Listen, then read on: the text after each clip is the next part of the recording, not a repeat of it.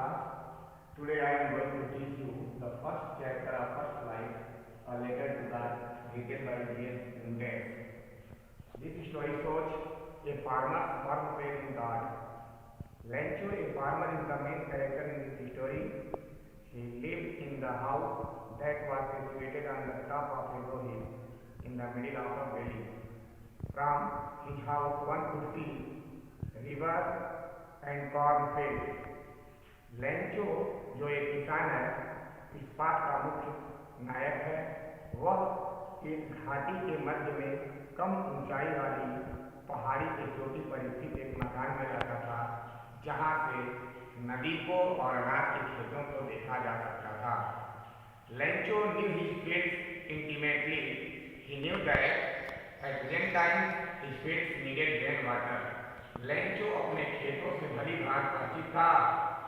वह जानता था कि इस समय उसके खेत को बारिश की आवश्यकता है।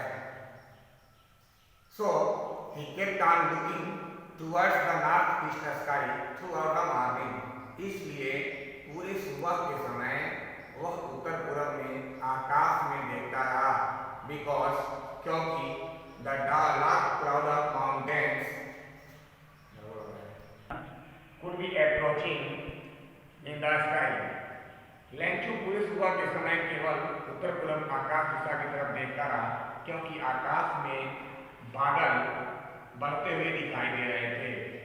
Addressing his wife, Lencho said, "Now we are really going to get some water." His wife, who was preparing supper, said, "Yes, God willing." अपनी पत्नी को संबोधित करते हुए लेंचो ने कहा कि अब वास्तव में हमें कुछ पानी मिलने वाला है। उसकी पत्नी जो सफर तैयार कर रही थी, उसने कहा यदि भगवान की मर्जी हुई तो हमें पानी मिलेगा। During the meal time, as Lencho had predicted, the big drops of rain began to fall. Seeing the rain drops, Lencho was happy. He called the big drops of rain 10 cent pieces and small ones 5 cent pieces। भोजन के दौरान जैसा कि Lencho ने भविष्यवाणी किया था, बारिश की बड़ी बड़ी बूंदें गिरने लगी। बारिश की बूंदों को देख करके लेंचो बहुत खुश हुआ। उसने कहा कि ये बारिश की बूंदें 10 सेंट के सिक्के हैं और छोटी छोटी बूंदें जो हैं वो 5 सेंट के सिक्के हैं। Lencho was very satisfied to see his fields covered with rain water. But suddenly a strong gust of wind along with the rain began to blow and a large hailstones began to fall. अचानक बारिश के साथ तेज हवा का झोंका बहने लगा और बड़े बड़े ओले पड़ने लगे। Lencho thought that it would stop soon, but the hail rained in the whole valley for an hour and destroyed his crops totally. Lencho ने सोचा कि ये ओलों का पड़ना अभी जल्द ही समाप्त हो जाएगा, बट पूरी घाटी में ओले लगातार 1 घंटे तक बारिश होती रही और लेंचो की फसल पूरी तरह से नष्ट हो गई। That night was a sorrowful night because his crops was totally destroyed. There was no one who can help Lencho, but in the heart of all the members of Lencho's family there was a hope, help from God.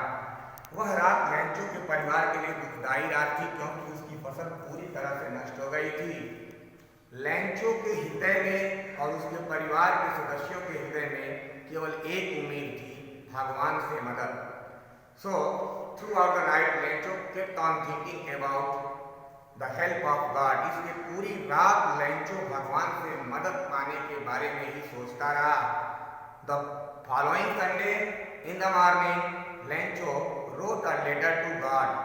In his letter, he wrote, "God, if you do not help me, my family and I could go hungry this year." He requested God to send him 100 pesos in order to sow his fields again and to keep his family alive until the new crop comes. वह अगले दिन रविवार को सुबह सुबह भगवान को एक पत्र लिखा। अपने पत्र में उसने लिखा, भगवान, यदि तुम मेरी मदद नहीं करोगे तो मेरा परिवार और मैं इस साल भूखों मर जाएंगे। उसने भगवान से निवेदन किया कि भगवान कृपया मेरे पास 100 पीसोज भेज दीजिए ताकि मैं अपनी फसल को पुनः बो सकूं और नई फसल तैयार होने तक अपने परिवार को जिंदा रख सकूं। The postman received the letter and began to laugh heartily because the address written on the envelope was strange. As a postman, throughout his career, he had never delivered a letter to that address.